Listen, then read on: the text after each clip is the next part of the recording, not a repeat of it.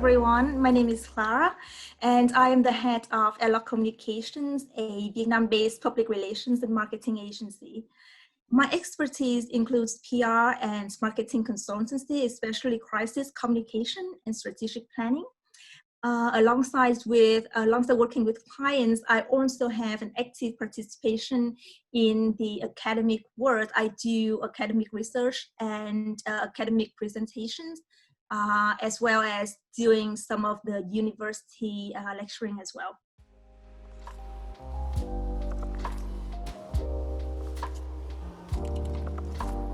Okay, sure. So like most of you have known, last year in 2019, Vietnam was ranked 8th among the 29 best economies to invest in by the World Bank. But this year, because of the COVID-19 happened, in this age of globalization, we all engaged in an interdependence relationship. So COVID-19 hit hard on many countries and quickly came to Vietnam. And as a result, the international borders, the commercial flights now already shut down, and our trade-dependent economy is suffering from financial loss.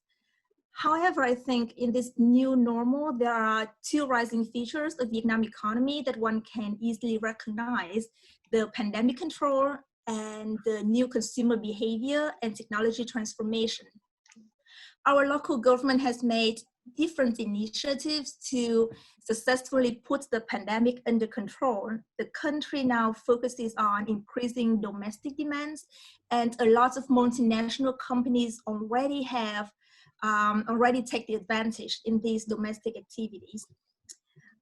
And upsides from the COVID-19, people are more open-minded to new consumer behaviors and new technologies.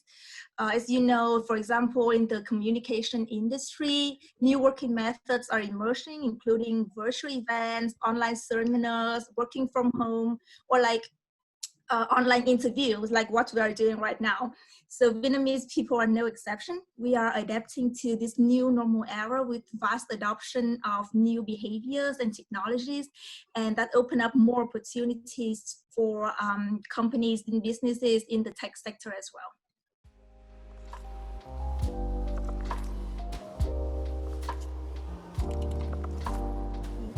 So the new normal doesn't mean that everything is completely new or everything has changed.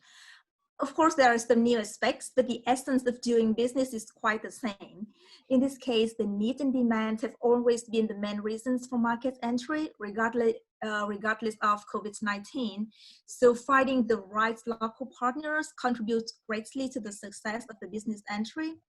The best partners are the ones that have both industry expertise and the international experience, which means they have worked with all the cultures and business approaches.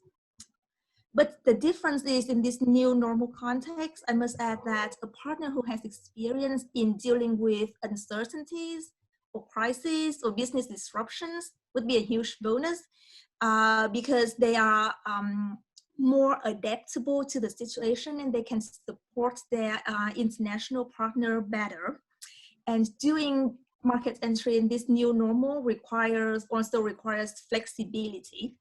If there is one lesson from COVID-19, it is the need for business to be more open and to be flexible. So whatever happened to them, they can quickly adapt the strategies, adapt the objectives to meet the new demands in the market.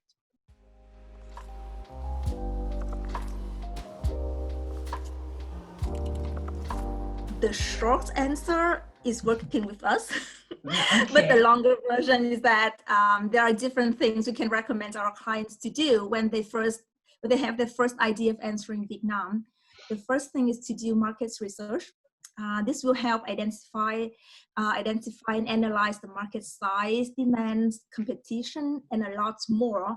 Some companies just skip the markets research altogether because they think they already make the right decision.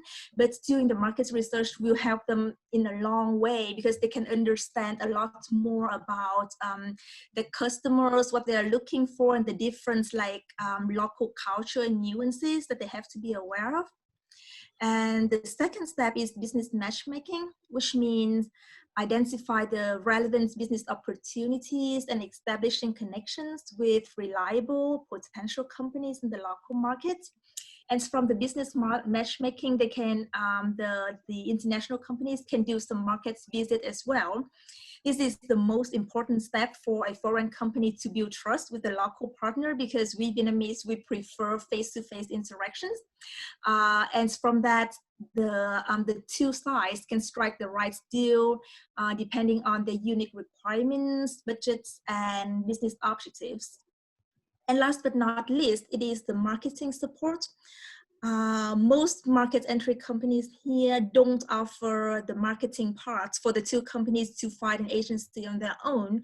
But I think for Vietnamese partners, especially the importers and distributors, they would need some help from the international companies to conduct some initial marketing activities, to get the brand name out there, to build awareness, and to give a little boost when the business first launches. And that is why we want to be an A to Z agency, offering from market entry to marketing support, because that will better help the international company and the local partner to succeed in this Vietnam market.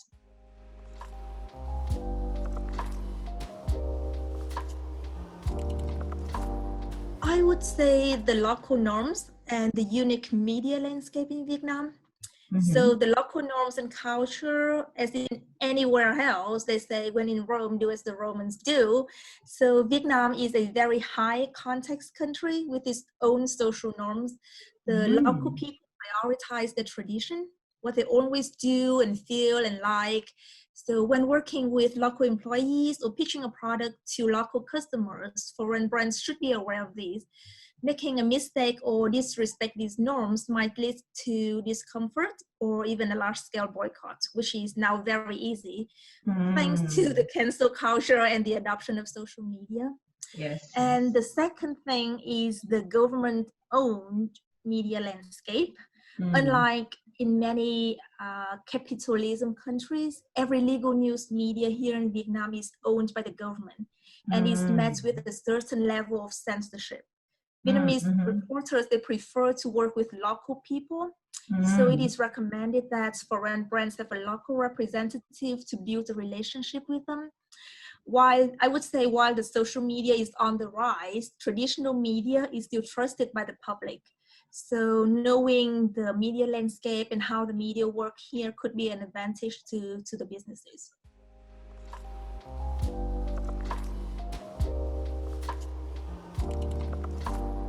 Can I say a shout out that Vietnam is an ideal destination for you to do business in? Sure, yeah. And then what are your reasons for saying that?